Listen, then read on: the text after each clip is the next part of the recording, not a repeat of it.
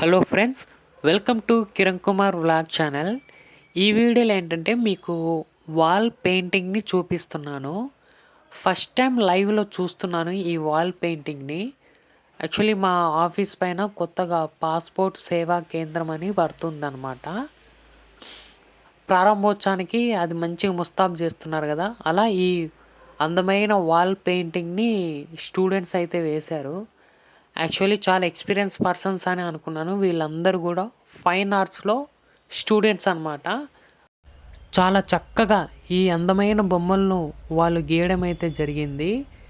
Fine ఆర్ట్స్లో ఫ్రీగా join అవ్వచ్చు అంటండి.